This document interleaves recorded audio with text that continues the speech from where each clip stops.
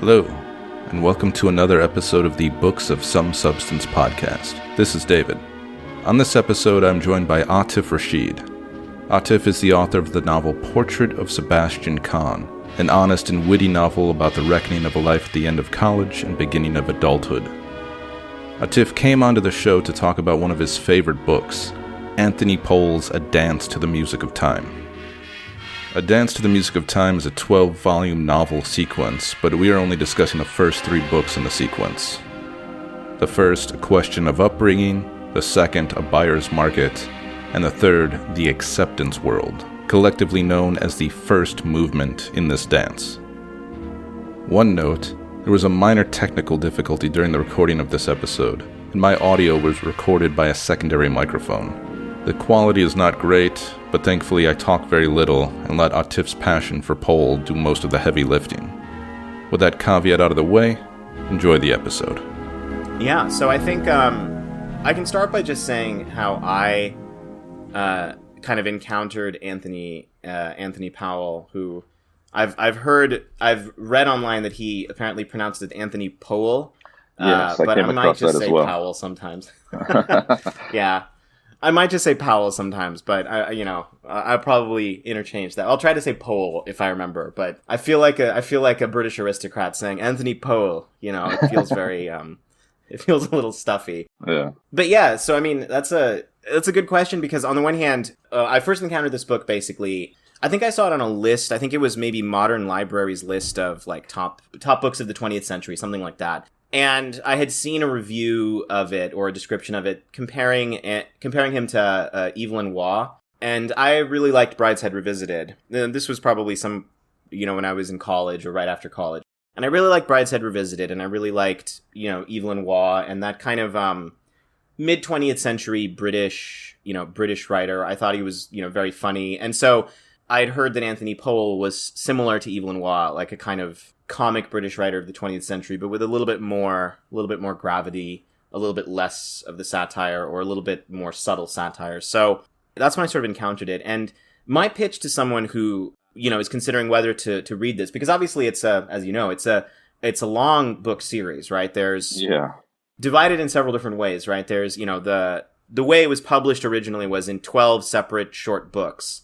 And then when it was basically like, I guess, reprinted, it was republished as a 4-volume quartet, right? Each volume is sort of like, they title each volume after a movement. The first movement, the second movement. It's part of kind of an extended metaphor throughout the books of life as a dance, right? Mm-hmm. And I would say, for someone kind of considering whether to, embark on reading, the 12 volumes, first of all, they're very, on the one hand, they're very kind of socially astute. That's one of the first things that always strikes me about these books is that they paint this really kind of brilliant portrait of I guess you could say British society in the mid 20th century, and it's a very specific world, and it's not a world that maybe all of us connect to or even have any any relation to. But it's the book is just, I think, a masterful example of someone who is so attuned to the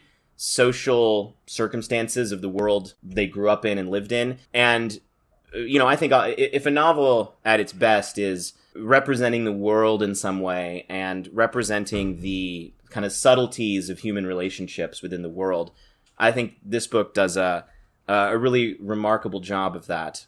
And I also think, I've always loved novels that kind of cover the sweep of a person's life or that cover a long period of time. And I think one of the benefits of a novel is that you can often get really lost into the specifics of, really immersed in someone's life in a good novel. And I think this novel, it has a kind of slow, steady tone and pacing to it sometimes.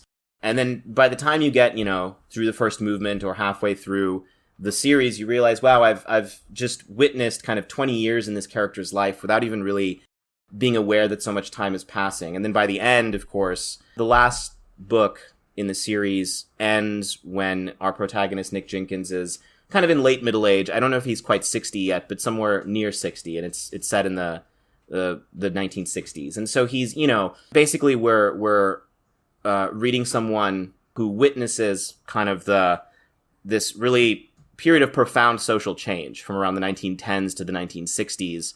And I think that's just such a great, the ability to capture that, right, in the sweep of a novel, or in this case, I guess, in 12 or 4 novels, however you count them. And I'm curious, and there's 3 things that you touched on that I want to return to, but first I'm curious, did you race through the whole dance when you first encountered it, or was this something that you read over a period of time? Yeah, I definitely read it over a longer period of time. I think I read it very slowly, right? I think it was over the course of several years that I read all of the volumes, right? So sometimes I would read one and then put it away, and then read another one and put it away. And I remember, for whatever reason, the very last book of the last volume, so I guess book 12 of 12, right? I had actually put it away for a longer time than all of the other ones. For whatever reason, like, I waited a year between finishing book 11 and book 12. And I don't know if that was something about, the book has such a great serialized quality, right? Where every volume or every book, you're like, okay, where's Widmerpool at now? Where's, what's happening with Stringham? Is he still married? There's some people have kind of critiqued it a little bit as a soap opera quality, but I found that kind of compelling, right? Where it's like, oh, who's married to who now, right? Are they still, are those two still together? What's he doing now? And I think with the last book, you kind of know, okay, this is the end of the series and the characters. And so, I think I was probably pushing off the desire to give it like this final ending, But I did, to answer your question, I did definitely read it over a longer period of time. And I think that matched for me the kind of the pace and the rhythm of the sentences, right? And the pace of the novel. Yeah, I read this first movement, as it's called, the first 3 books in about 3 weeks to a month, give or take.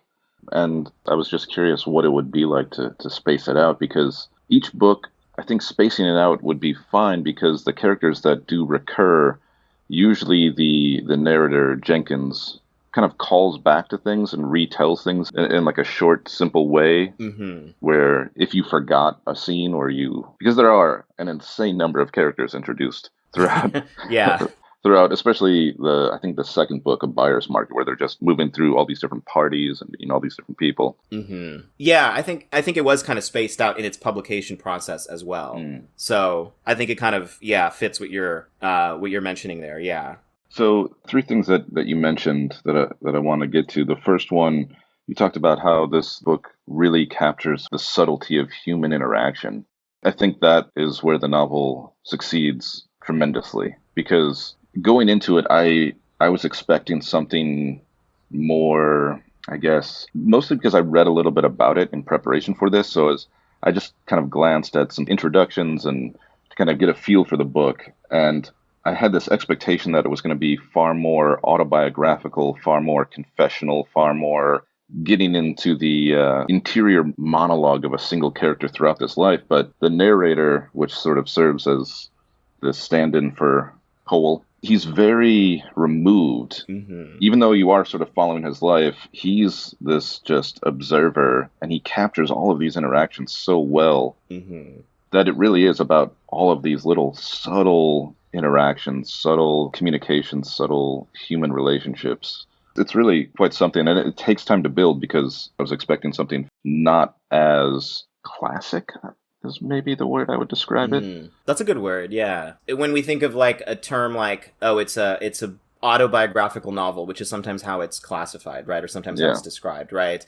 We have an idea in our head of what an autobiographical novel is like, kind of like, autofiction today, right? Where most of the novel, as you say, would be taken up by a character's kind of ruminations and thoughts. And there is some of that, but you're right. It's in the meat of the novel. Nick is very absent as a character, right? Nick Jenkins isn't really, he's there as an observer, and he'll make judgments on people. And what's interesting is this book, this first movement, is, I would say, of all 4 of them, there's more of Nick in this one than there is in the other 3, which is what's fascinating. Yeah, like in this one, because in this one we still get a kind of certain scenes that center on him and his experiences, where in some of the later ones he gets even more distant, and he retreats even more and more into kind of this background observer state. And because even with this novel, we could probably track the novel's structure as, okay, here are some of the key moments in Nick's life, right? Like, his friends at school, right? Being in college,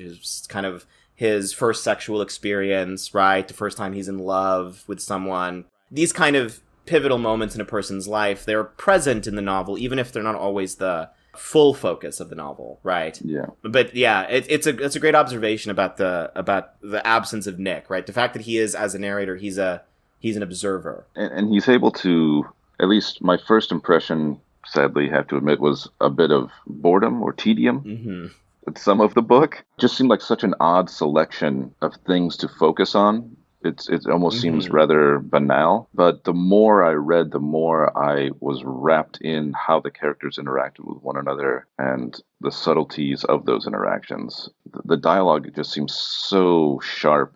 And for a book this long, it seems like a lot of, I don't know how to describe it, a lot of fat was removed from certain scenes and certain interactions. And yeah, it's impressive. It's kind of like when you first think about it, right? Yeah, as you said, the events that he selects. So it's sort of like, okay, there's this kind of slightly random incident in the first chapter where he and his friends, and not even really he, it's mostly his friends, play a practical joke on their schoolmaster, right? Yeah, it's a rather intense practical joke. Yeah, they get him arrested. Yeah, exactly. Yeah, kind of pretty big practical joke. Yeah. Yeah. And it's kind of like, okay, like if in a way, like that's like the scene that is the only scene we ever get of them in what would, I guess, the American equivalent would be high school, right? Whatever they would call it, right? Just school, I think they called it. And it's interesting to think, okay, why does he choose that moment? Why is that the scene that ends up being the kind of like, okay, this is a scene of these characters in their school days? And when you first think of it, it seems, kind of random, right? Where it's like, okay, it just seems like, they play this practical joke where they get their sort of housemaster arrested. But it's a way for, I think Jenkins to introduce some of the key figures who will, the key characters who are going to kind of make up the nature of the novel, right? So Stringham, his friend, who's the kind of aristocratic one, Templar, his other friend, who's the son of the businessman, right? He's I guess, what I love is how Powell's characters clearly represent different social classes in England, and whether or not they're actually based on real characters is hard to say. But I love how he is able to create characters who are simultaneously, they feel like real people, right? They're very, as we've said, like they're very complex, and everything from the dialogue to Nick's descriptions of them, very astute, right? You get the sense that they're real people. But then as you think about it as if the novel is also a social commentary on this 20th century British world, these characters are also types in a sense, right? They're representative of certain like social classes, right? So Charles Stringham is the aristocrat, and then Peter Templar is the son of the banker, and these are kind of his two friends. And then there's Widmerpool, who's the kind of buffoonish character who they make fun of, right, in their school, he's, I think, my favorite character in the whole sequence because he's so ridiculous, right? He's this like buffoonish mirror to Nick, who is always rising in the world, right? Inexplicably, according to Nick, right? He's just suddenly he has a prominent place in this industrialist, business empire, and suddenly he is he's the one who is doing well in the world. And then you start to see, oh, okay, so that scene at the beginning in college, right, or in school becomes significant once you see it in the context of where the novel ends, where you realize, oh, I see. So that scene, as seemingly random and small as it was, sets up the larger social kind of context of the novel. Yeah, especially the early part. Yeah, you set up these characters, and then, as you mentioned, one of the things I want to kind of talk about is the way time moves, the way he sort of just jumps from one incident in high school to an incident prior to going to college, and then to an incident in college, and you kind of bounce around to these just scenes, essentially. The book it moves through time, but each time it jumps a year here or a year there, and you get these little connections of these characters and see how they either change or don't change, and Nick's changing perception of them. Mm-hmm. And Widmerpool is definitely one of them. He seems to have this back and forth love and hate, or I don't know if it's love and hate necessarily, but it's more maybe empathy, and you called him a mirror. I think Nick, there's a scene, I can't find it. I think it's in book 2 maybe when they meet, and Nick has this sense of them being connected in a way that I think makes him uncomfortable. And yeah, book 2, the plot of book 2 is mostly centered on their relationships with women, right? And like their attempts at romantic love. And so they're both in love with Barbara, right? The kind of in the first half of the book. And that's kind of one example of a mirror, right? Where Nick's in love with Barbara and Widmerpool's in love with Barbara, and eventually neither of them are sort of capable of winning her over in the end, right? She ends up with some other character, right?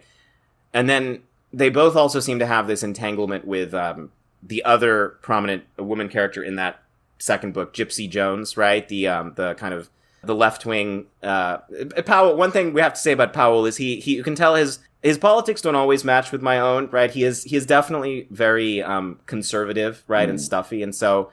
But I do also find his satire of left politics in England at this time somewhat funny. I do enjoy his satire of like Marxism. I can appreciate the way he takes those digs. Right? Oh yeah, especially at the end of the third book with those two characters. Oh, I cannot remember their names off the top of my head. That's right. Yeah, I think it's Members and Quiggin. Yes, I think are the characters' names. Yeah, they're basically they're both like antagonists in their. Like, one of them's a Freudian and one of them's a Marxist, and they're both trying to influence this old man who is this author, right? Yeah. As his assistant. Yeah. But yeah, it's in book 2 where you get the mirroring, right? And it's to me, that's just another example of the kind of subtle structure, the subtle kind of genius of the structure, right? Where, again, these incidents that seem very random end up having this, I guess to carry the musical metaphor forward, almost like kind of rhythmic resonance, right? Where it's like, oh yeah, this does kind of rhyme to some extent with this moment, right? And you start to see that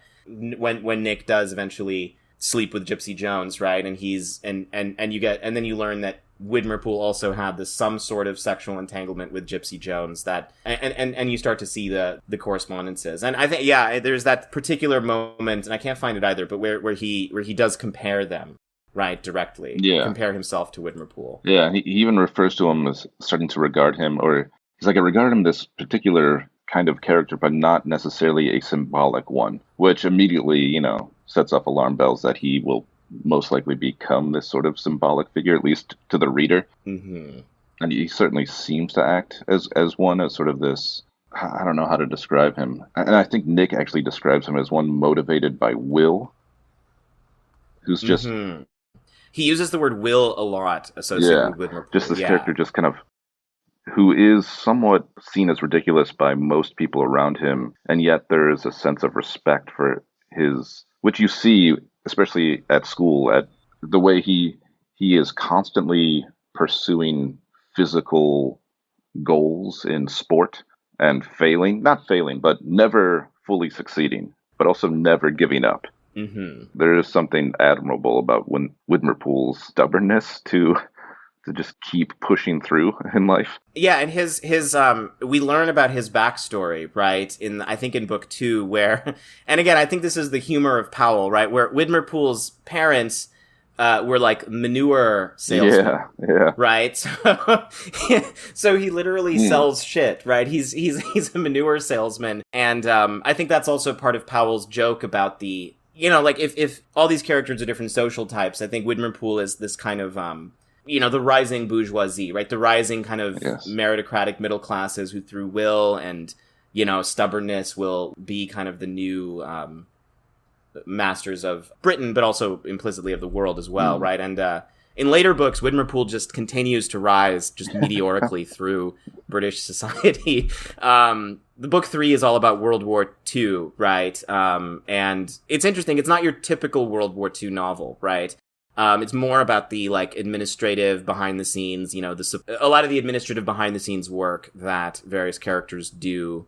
Some characters do, fight on the front lines, but then, and Widmerpool is like a very significant man in British government by that point. And so it's this portrait of this character who, there's actually a quote from book 3 that I could read here, which I think sums up kind of what we're talking about. This is right at the end.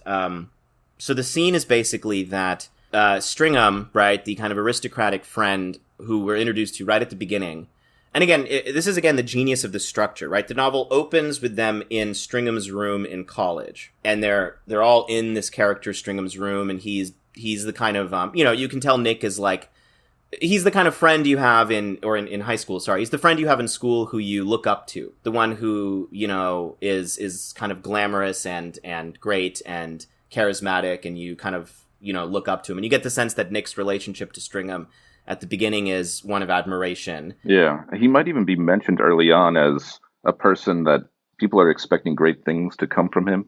Maybe it's Stringham, maybe it's not. I can't remember.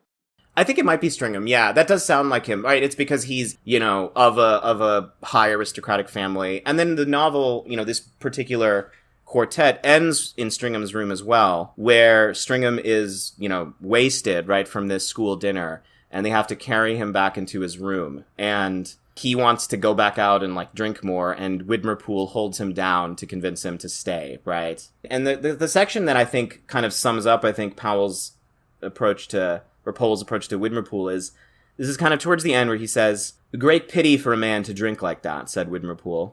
"I did not answer, largely because I was thinking of other matters, chiefly of how strange a thing it was that I myself should have been engaged in a physical conflict designed to restrict Stringham's movements, a conflict in which the moving spirit had been Widmerpool. That suggested a whole social upheaval, a positively cosmic change in life's system. Widmerpool, once so derided by all of us, had become in some mysterious manner a person of authority. Now, in a sense, it was he who derided us, or at least his disapproval had become something far more powerful than the merely defensive weapon it had once seemed." And I think that's kind of if there's an arc to the novel, right, it's this, as we talked about, the social arc, right, that Powell's astute social observations. I feel like that's an example of that kind of social arc where this character who we meet at the beginning as being, the object of scorn, right, from his schoolmates, is now the man of will, right, who is the one who is the position of authority, I think is the phrase Powell uses. Yeah. And it's funny that Widmerpool, who for the majority of this first movement is looked down upon with derision, drops these critiques at Nick's character, or at least through his actions, Nick reflects on his own character, at least a little bit, in those brief moments where Nick actually does some self-reflection, at least, aloud as a narrator. There was one similar when he was in that house in France, and Widmerpool said, you judge people to, I can't remember the exact phrasing, but something along like, you're too quick to judgment or something along those lines. And later in the book, or the second book, Nick actually thinks about that moment and views Widmerpool differently. Yeah, that's right. Yeah, I remember that scene. I marked that scene too as a significant one because it's it's also where they discuss their futures, right? Yes, and it's when Widmerpool is very confident about what he's going to do in his life, or at least he's confident that he's going to do something which will make him great, right? He's a very ambitious character, and Nick Jenkins is just kind of very much I don't know what I want to do. I haven't thought about it, and I don't really care. And he sort of just, off a spur of the moment, says, well, maybe I'll be a writer, right? In order to kind of placate Widmerpool. And that is kind of what he ends up being in the novel. And you mentioned something really interesting, which is that Nick thinks back to that scene. And it's part of, I think, the structure that I so appreciate with this novel is that these scenes, which at first seem, as you kind of said at the beginning, very random, right? Nick, our narrator, weaves them together very intricately and is able to call us back to an earlier scene and then connect it to a later scene and show us the social significance of that. And he'll often re-reference the same scene multiple times to kind of highlight its importance. And it's kind of we didn't maybe see the importance of that scene when the novel began or when we read that scene, but in retrospect we understand, that was a significant moment in this character's life because it revealed some important something, right? I think it does that in a way. You see often people praise, at least over the past few years, television shows for doing very well, which in novels you don't really get a chance to see very much because they just don't go on for so long and in so many increments. But yeah, this book really, it throws scenes that might have seemed somewhat insignificant or not very significant into a new light later on. He does that really well with the character of Mr. Deacon, the way he reflects on meeting him when he was younger with his parents, meeting him later in life, and then even after Deacon's death, when other people speak of him, you sort of get a perception of him or get an idea of him. And Nick, of course, how to explain it? It's hard to separate the facts we are given about any particular character with Nick's perception of them and his beliefs. And that's something that you get as the book progresses. You kind of you start to understand, like, a lot of these scenes read as if Nick is not there, but you sort of learn that you are reading through this filter of this character. Yeah. And as the books seem to progress, you learn how to read through that filter better, or differently than you were expecting in the beginning. Yeah. Yeah, you start to see that Nick is in fact a narrator who is judging, even as absent as he tries to be. He's obviously making these judgments. And yeah, with Mr. Deacon, he kind of bookends book 2 in a way, right? He begins with Mr. Deacon in book 2 and how he first met, Mr. Deacon, and then the novel ends, right, with Mr. Deacon's death. That book begins with him talking about Mr. Deacon and talking about how Mr. Deacon's basically this painter, right, who is like a not very good painter, it seems, right? Or at least Nick is sort of judging him in that way, right? He's sort of thinking about how, Mr. Deacon was this kind of painter who did what he could, right, to sell his paintings, but was never very successful, or, was kind of like, just a painter of the era, right? But also antagonistic towards, in a way that Nick seems to think is unexpected, antagonistic towards modern movements in painting. Yeah. I remember briefly he mentions, like, he's hated Cubism, but not as much as he hated Surrealism, or whatever. I can't remember the exact phrasing, but it was something along those lines, yeah. Yeah. Something like that, yeah. It's fascinating to put this book in the context, actually, of some of those modernist kind of movements, right, when you think about it, because Nick is very... I don't know, like, the impression that I get of this book is that it's, and this is how I would describe it to people, is it's very old-fashioned, right? If I recommend this book to someone, I always say, just be aware that it is very old-fashioned. Even down to the style, I would say. Like, the writing style itself feels old-fashioned. Yeah. Especially for, if this was written in the 1950s, this is... Basically, like, when these events... It's written in the 1950s, but about, like, the 1910s and 20s, James Joyce is sort of writing and publishing his work, right, when the events of this book are taking place, and yet the world of the novel is so old-fashioned, right, so rarefied and kind of like, I always interpret that as, I appreciate the book, even though, I obviously love my contemporary and kind of very, very avant-garde modernist works as well, but I'm always, one of the reasons I think this book holds such a place in for me is that it's almost like I love it despite how old-fashioned it is, or I love it despite how conservative it might be, is that I find myself intrigued by Nick's character and his astute observations. And it's this like tension that seems to exist between how perceptive Nick and, by extension, Powell are about the social changes of the time, right? The kind of, relations between the characters, and yet how kind of stuffy and old-fashioned his artistic sensibilities sometimes are, right? Yeah. I mean, the world itself is so far removed from any of my own experiences that it really feels alien, almost. Yeah. It's almost like reading fantasy or science fiction or something like that. It's like it's like he establishes the social rules of the world, and you understand how everything goes through, and I think that's what, it's like he's able to, for people who have no connection to it, right? I've lived in England only for a year during college, but I raised and grew up in California. But I was very, always taken with the world, and I think part of it is like he depicts the social world with such kind of attention to the subtleties of detail, and I think sometimes great literature can kind of cross that cultural gap, right? Like where there is some cultural gap and you are totally unfamiliar with the world, and yet, right, the writer has enabled you to understand, right, the subtleties of what's going on. I think quite well. Even if some of a lot of the positions that these people find themselves in, especially of power and class, feel so removed from, especially for a rather poor city kid who just happens to like literature. Myself, nothing like this is familiar, and yet through literature, through art, has become something familiar enough to go through it. And yet there's, like you said, I think there's something universal behind a lot of that stuff, a lot of the class and power, just in how the people interact and how human interactions generally work, that you still can relate to and you still can just enjoy observing. Yeah, for me, the second time reading through it, I noticed, and I think because I had a similar experience where the thing that struck me this time was the relationship between the friends. Is I saw it so much more as a like, to put it in an American context, right? High school friends drifting apart over the years novel, right? It's like, because you start to realize how, again, the book begins with him and Templar and Stringham, right? His three friends.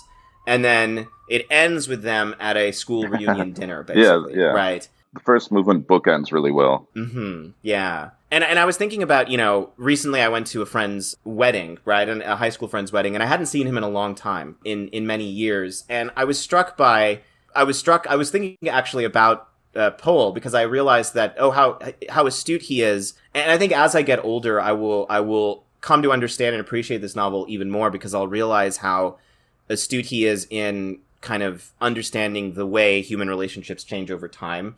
Because I was looking at the close friend I once had, who we're still like obviously friendly, but we don't really talk much. And, I'm at his wedding and it's a significant moment in his life, but also I feel like, oh yeah, I don't really know him that well. And you sort of realize when you sort of realize how you don't know him that well anymore. And I think Nick experiences moments like that several times with his old friends, with Stringham and Templar, where he sort of realizes that that there is some sort of rupture that happened right after school. There's a quote at the end of the first book, A Question of Upbringing, where he, in one of those moments of sort of self-reflection, or at least looking back on what's going on, which generally seem to appear at the very beginning or very end of each of the books. And he says, "This was the last time I should see of Stringham for a long time. The path had suddenly forked. With regret, I accepted the inevitability of circumstance. Human relationships flourish and decay quickly and silently, so that those concerned scarcely know how brittle or how inflexible the ties that bind them have become." That seems to be a thread that he keeps sort of pulling at throughout all of these run-ins with all these various characters from his youth. Yeah, exactly. And that's because that's the moment where he basically, like, he is supposed to get dinner with Stringham, and Stringham is invited to this. He's like invited somewhere to a party or to a dinner or something, and he has to cut their dinner, right? And basically, and Nick is sort of astute enough to realize, oh, this is probably the last time I'll see him for a while, right? Like, there's something changed in our relationship, and it's not the same as it once was. Yeah. And you mentioned how he has that revelation in multiple times, because this is another quote from the end of the second book, right? A Buyer's Market. It's basically the same thing, or a very similar kind of thing. And this is one of my favorite metaphors that he uses. He uses several metaphors throughout for human relationships. And this is when he compares everyone to billiard balls. So he says, certain stages of experience might be compared with the game of Russian billiards, played, as I used to play with Jean when the time came, on those small green tables, within the secret recesses of which, at the termination of a given passage of time, a quarter of an hour, I think, the hidden gate goes down, after the descent of which, the colored balls return no longer to the slot to be replayed, and all scoring is doubled. This is perhaps an image of how we live. For reasons not always at the time explicable, there are specific occasions when events begin suddenly to take on a significance previously unsuspected, so that before we really know where we are, life seems to have begun in earnest at last, and we ourselves, scarcely aware that any change has taken place, are careening uncontrollably down the slippery avenues of eternity. Wow. Yeah. And it's just another... Yeah, those are moments where, when you read quotes like that, it sort of makes you think like, oh, the whole novel is like that. But really, it's really as not, you said, yeah. Those are quotes that happen at the beginning and end of each book, right? When he takes the time to reflect. Yeah. But I do think those are some of my favorite passages whenever he does that. They're really insightful and beautiful and very lyrical moments, reflecting on kind of human relationships.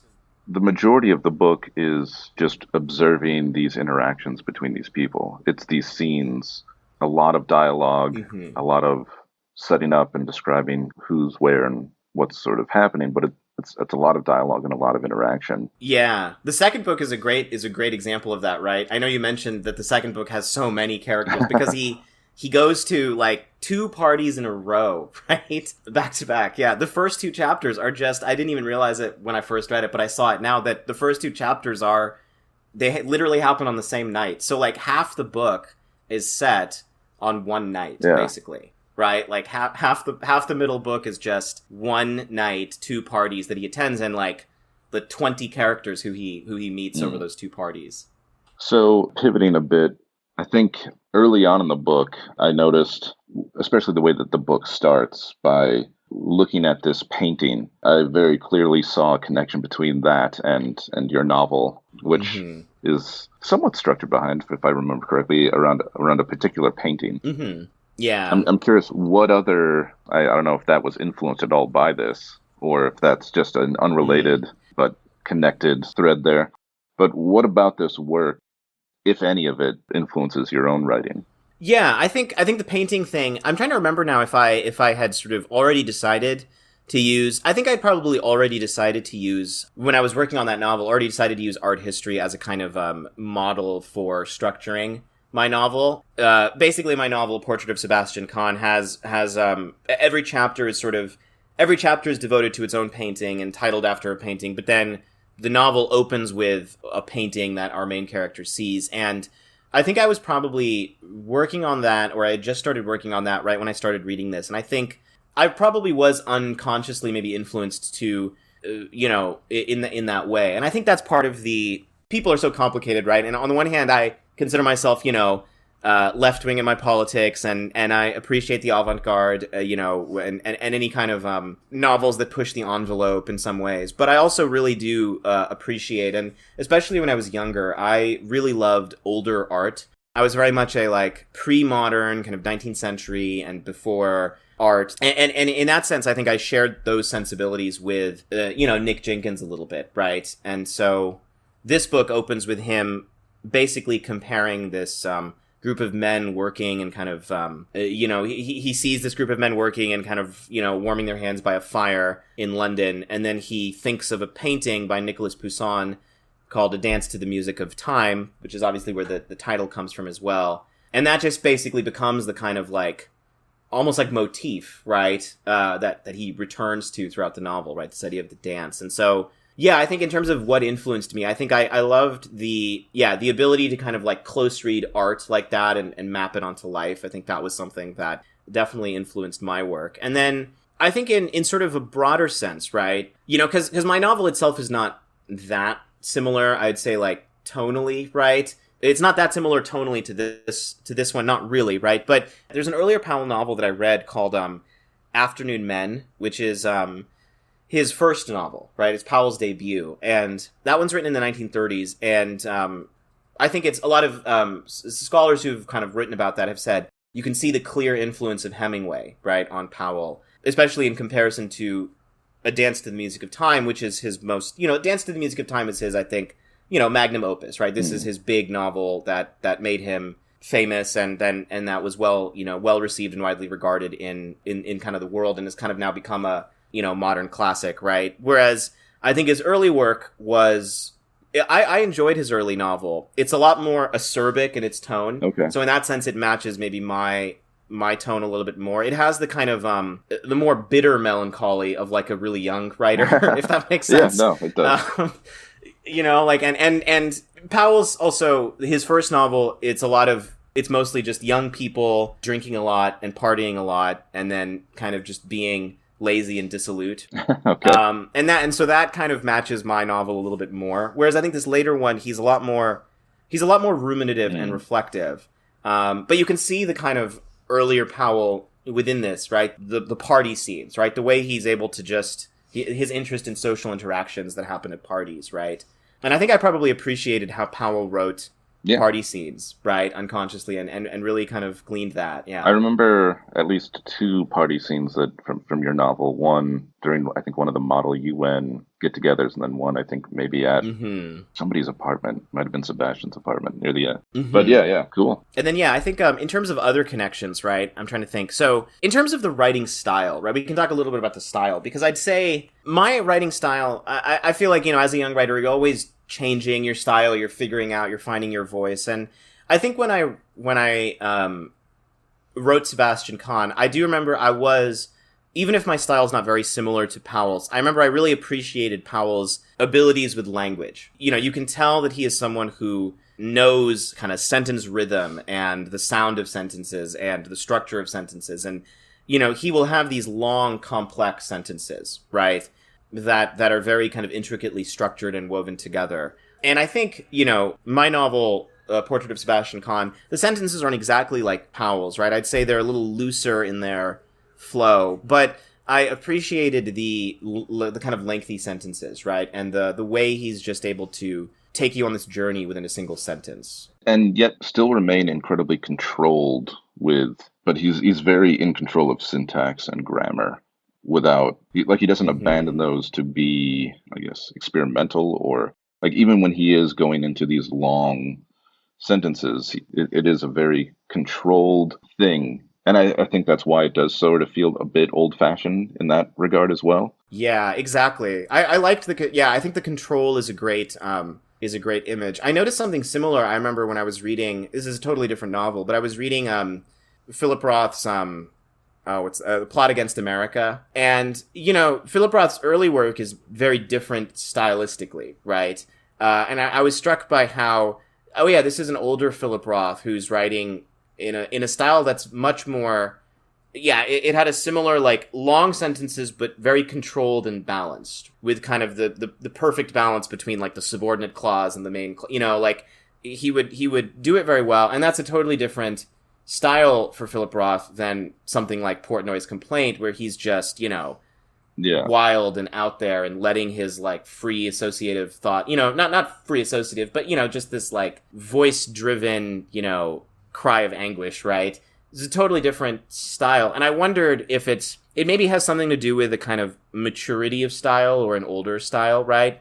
Because I think Powell was in his, I think he was in his 50s when he began writing this, or in his late 40s. He was older, right? And looking back on his youth, and this was one of his, it's a more mature style, right? I think it strikes me as a mature style. And so I think that control, it speaks to that kind of old-fashioned, slightly more kind of mature, older style that maybe some writers develop as they age. But just a great example of that, of just a sentence I'm noticing here. This is in the same sentence that the same section that you were reading. Just right towards the end, he's after Stringham leaves, right? He's this is at the end of book 1. He goes to just hang out with his Uncle Giles, right? Who had extended an invitation to him, and he says, "The emptiness, dim light, silence, and to some extent the smell created a faintly ecclesiastical atmosphere, so that the track between the tables might have been an aisle, leading perhaps to a hidden choir." So the control of the sentence, you can see it in just like, so that opening phrase, the emptiness, dim light, silence, and to some extent the smell. We just get all of these descriptions that are holding us back from, right, the verb of the sentence, right? Created a faintly ecclesiastical atmosphere. But then the second half of the sentence does, I guess we would call a cumulative sentence, where it then trails into, an extended description leading eventually to a hidden choir. So it has this balance to it, where you get a held back kind of rubber band effect at the beginning a little bit, and then a kind of lengthy trailing off at the end. But the effect of them both together creates this control that you're I think, describing. How much of that do you think goes into your own writing, or your current writing, if you're working on something new at the moment? Because you mentioned the idea of voice, and this is something I'm always curious about, especially for someone like yourself. You've got one novel under your belt and some short stories. Do you find yourself attached to a certain voice, or do you find that you're trying to do something different than what you did previously?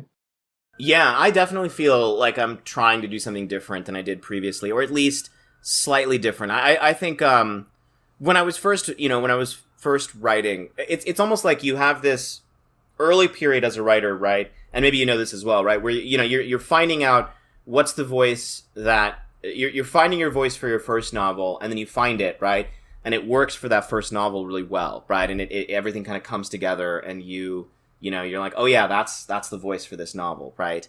And for me, for the first novel, it was this, slightly satirical, ironic, making fun of the character, kind of self-referential. Someone described it as very arch. And I think that was the voice that I used for Sebastian Khan. But then the current thing I'm working on is actually a much more direct and honest and straightforward novel in which I'm trying to achieve a more like direct emotional intimacy, right, with the reader. And so it calls for a slightly different voice. It calls for a voice that's a little bit less arch, right, less ironic. And so I've definitely found my style evolving, even just with, between the first book and the second book. I don't know if you've had a similar experience with what you've written. Yeah, I mean, if only because I'm interested in trying out a lot of new things as often as I can. I don't like the idea of being sort of limited by a certain style of writing. Mm-hmm. Even though we often talk about like, oh, this author's voice is this. Yeah. I always thought that was a bizarre thing to do, or to kind of limit yourself to, unless that's what works, I guess. Maybe that's, sorry, I don't really know how to express that. Oh, no, that's good. I totally get you, because I think, and, something like Powell, right, when I read his first novel and then compared it to this later one, right, Dance to the Music of Time, I was surprised by how different his voice was, right, in both those novels. And, something is similar to, like, the person who Powell's often compared to, Evelyn Waugh, right? Evelyn Waugh's early work is very satirical, very ironic, very funny. I love his early novels like Decline and Fall, which is about a school, a teacher at a school, right? He's kind of it's kind of an upper class school, but the teacher himself is not wealthy, right? And it's about the obnoxious students and their parents, and it's a very funny satire. Or Vile Bodies, which is sort of Evelyn Waugh's satire of the bright young things 1920s generation. But then, his most famous work is, and it's very similar to Powell's trajectory, actually. His more famous work is Brideshead Revisited, which is written after World War II, and is a much more reflective, ruminative, serious, emotionally honest work. And I can appreciate both Evelyn Waugh's early work and his later work. Right. I can say, oh yeah, it actually speaks to his abilities as a writer, that he is able to shift his voice as the times call for it. Right. And I think with Powell, one of the things we haven't really talked about is World War II is kind of the thing that it's kind of, if the quartet of of books, if the 12 book series has a like climactic point. World War II happens in book 3, but that's kind of the big event, obviously, that is looming right on the horizon. And, Powell is writing this after World War II, looking back at his youth prior to World War II, at this time period, this kind of, this world that's disappeared, basically, right? This, not really bohemian, but like this particular social world that he was a part of, right, in the 20s, right? It seems to border on the bohemian, at least some of the characters tend to, yeah. Yeah, that's right, yeah, some of them. He has a kind of, he's bohemian adjacent, yeah. Right? He's sort of, judges them and sleeps with them in one case, and that, and is sort of, that, by the way, is also another, if we want to talk about style, I don't even know if I want to call it a sex scene, because it's not even really that, right? The scene where he, I had to read it twice when I first read it, because I was like, wait, what? Did that happen? Is that what happened? Because he's so refined about it. He's so dancing around, right, in that scene. I wish I had written down the quote, but it's in the second book. It's just a great example of Powell's style where, and perhaps that's also part of the conventions of the time, which maybe he's unwilling to describe it directly, right? I'm not sure if this is what you're thinking of, but there's this thing that I marked on my book, and that's when he imagines them changing their individuality, and he almost sees like 4 of them, or at least himself and Gypsy, sort exactly. of like, yeah. I don't know if this is just what I have marked here. I was conscious of Gypsy changing her individuality, though at the same time retaining her familiar form. This illusion almost conveying the extraordinary impression that there were really 3 of us, perhaps even 4, because I was aware that alteration had taken place within myself too, of whom the pair of active participants had been, as it were, projected from out of our normally unrelated selves. And he sort of goes on to kind of, in this really strange way, to describe the sexual act, but not describing it at all. Yeah. But yeah, that whole idea, it's like his description of, like, he's building up to it, Yeah. right? And he's kind of built up some tension between him and Gypsy in previous scenes, right?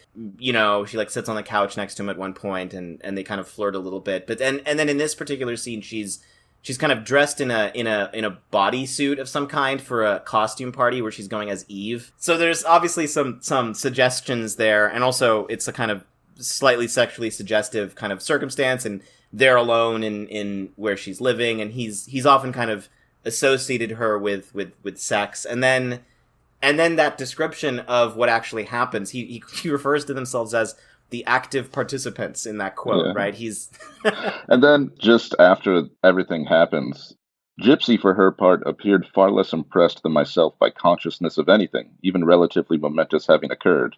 In fact, after the brief interval of extreme animation, her subsequent indifference, which might almost have been called torpid, was, so it seemed to me, remarkable. and that's fantastic. But yeah, and it's hilarious. Like, Yeah, I love how he's so unwilling to say what happened.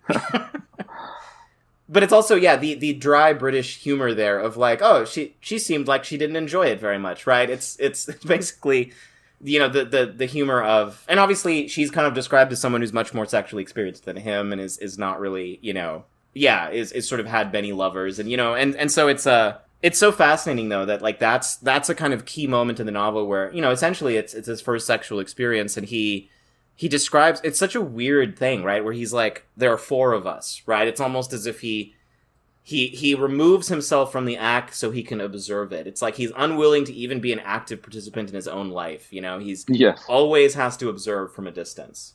And that's part of, I think, Nick as an observer character. I know there have been some voyeurism within kind of sex is a part of some of the later novels. I read this fascinating scholarly article about Dance to the Music of Time, which I'll bring it up here because it is kind of relevant to this, where the author was making this argument. It's this very 1980s kind of Freudian argument, Okay. where she was sort of saying, you know, the idea of narrative is often the metaphor that's often used for a story or a narrative is the sexual act. And that's a metaphor that a lot of people have used to describe, you know, the progress of narrative. And she describes Dance to the Music of Time as a novel that always frustrates any narrative kind of movement forward, right? Like just this kind of cycles and the fact that seemingly so little happens, and yet the characters are changing, and there seems to be some it's extremely subtle whatever does happen. And so she has this whole interpretation of Dance to the Music of Time as all about kind of like sexual voyeurism and frustration and like and an inability to kind of finish, and it's part of, and she sees that as part of the structure implied basically in the structure of the novel, and its slow pace, its unwillingness to give you that climactic scene and resolution, you know, and it's always being very subtle. Right? Yes. I would say that, if only because we've mentioned it a couple hundred times so far, if anything describes this book, at least the first movement, it's subtlety. Mm-hmm. And I think there's, and maybe this is just me becoming an old man, but I feel like I have a hard time imagining younger readers getting into this book, because it requires quite a bit from you in a way that is not expected. It's not formally innovative in a way that I think some people expect when you talk about, you know, requiring something from the reader. It's more about being aware of just social interactions and how people operate and work, and being able to go into Nick's viewpoint and just view that and interpret it as you read, because that's really what you're given. You're not given a whole lot to hold on to. Yeah, exactly. I think it's and I think it speaks to my own like old manishness as well, where the fact that I appreciate this book so much and did, you know, back in my early 20s was also like a sign, I think, of my tastes always ran a little bit more old fashioned in some ways. And so I think I think you're right though. I think it's kind of like, for people who are interested in reading this, you have to kind of expect something. You have to sort of set certain expectations that it's not going to be like a lot of novels today, right? Where there's not going to be, you know, even like a lot of interiority, right? No. And yeah, and if you had a version of this novel today, an editor would probably say, we need more from Nick, right? We need more from Nick. We need more of his interiority. We need to see him react more to certain events. And I think it's, I can understand why they might say that, but I think part of the uniqueness of this novel is it's how detached Nick is, how much of an observer of social situations he really is. I think that's it exactly. Well, Aatif, thank you very much for joining and getting me to read this book. I just ordered the next 3 movements. Oh, awesome! Yeah, but yeah, thank you for inviting me. This was a lot of fun.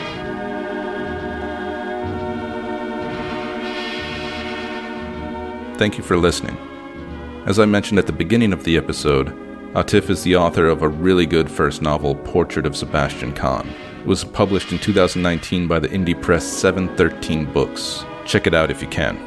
You can find Aatif blogging online about books and writing at Kenyon Review, and you can follow him on Twitter at Aatif_Rashid. That's AATIF_RASHID. If you'd like to get more info on upcoming episodes, older episodes, artwork, and sweet book merch, go to booksofsomesubstance.com. You can find us on Instagram and Twitter at booksosubstance. And finally, do us a favor and rate us on iTunes if you can. We'd really appreciate it. Until next time.